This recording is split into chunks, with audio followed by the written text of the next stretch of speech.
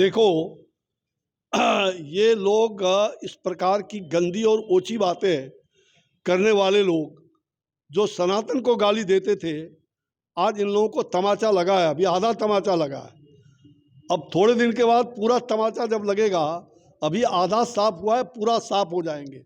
ये सारे के सारे लोग जो सनातन धर्मावलंबियों को, जो गौ गंगा गीता गायत्री का अपमान करता है, ये देश कभी भी नहीं सहेगा अपमान। जो सनातन का अपमान करेगा, जो गौ गंगा गीता गायत्री का अपमान करेगा, वो देश उस अपमान को कभी ना सहेगा हिंदुस्तान। और पूरी तरह से धर्मावलंबी हिंदुस्तान के अंदर ये हम सब धर्म संभाव की बात करते हैं। और इस प्रकार के गौ, उनको मालूम है कि गौमूत्र कितना उपयोगी चीज़ है। यहाँ तक तो अब तो गौमूत्र का उपयोग कैंसर जैसे व्याधि में भी एलोपैथ के डॉक्टर बता रहे हैं उसकी कितनी उपयोगिता है। और गौ हमारी माता है, आध्यात्मिक दृष्टिकोण से भी और हर प्रकार के व्यवहारिक दृष्टिकोण से भी। हमारी संस्कृति जो है गौ गंगा गीता गायत्री पर। 3 राज्यों में चुनाव हारने के बाद से जो गठबंधन थी, इंडिया गठबंधन, उसकी गांठें खुलने लगी। आज की कल बैठक भी होने वाली थी, बैठक स्थगित कर दी गई है। क्या लगता है कि इस हार के बाद अब इस गठबंधन में कोई औचित्य रहेगा? भाई देखो, ये सब के सब जनता को बेवकूफ़ बनाने का, जनता की आंखों में धूल चटाने का, धूल झोंकने का ये कुत्सित प्रयास, ये इंडी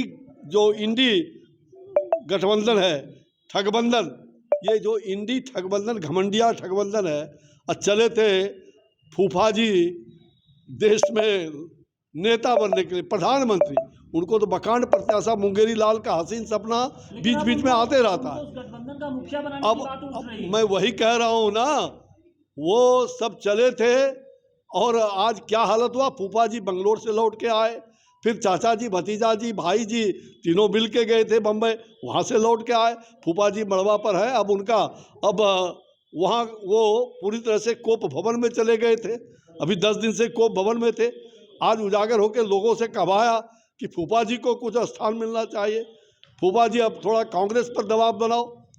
ये सारे लोग जो कांग्रेस के गोद में बैठ करके देश को जिसने बर्बाद किया है, ये क्या हो गया है कुर्सी कुमार जी को।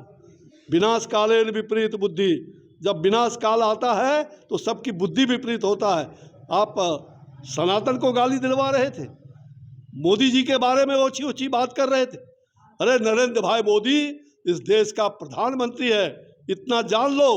और वो भी गरीब का बेटा है, गरीब के कोख से पैदा हुआ, पिछड़े समाज का है।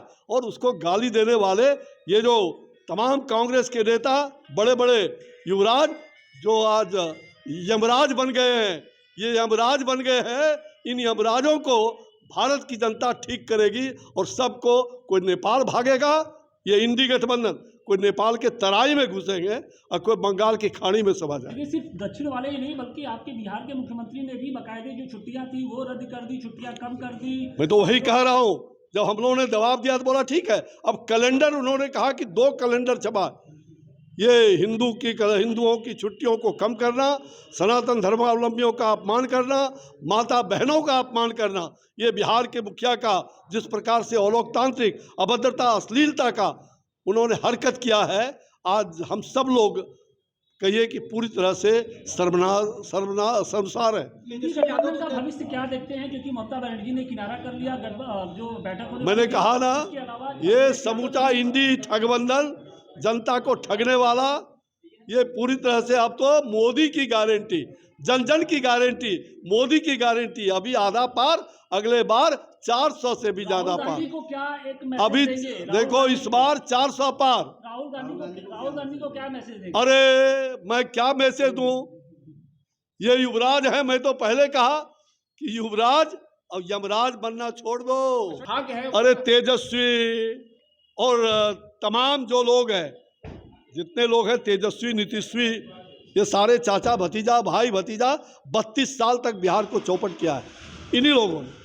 32 साल तक बिहार बर्बाद हुआ है। आज बिहार को फिर से 90 की पुनरावृत्ति हो रही है, 90 की और जंगल राज ले जाने का इन्होंने पिछड़ा और ये जातिवाद का मुंह फैला करके। अरे हमारे लिए तो 4 जाति है जो प्रधानमंत्री जी बार बार कहते हैं, हमारे लिए गरीब, किसान, युवा और महिला, ये 4 जाति को हम ठीक करेंगे तो पूरा हिंदुस्तान 2047 का भारत, जिसका रूपरेखा प्रधानमंत्री नरेंद्र भाई मोदी जी ने तैयार किया, वैसा भारत बनाएंगे।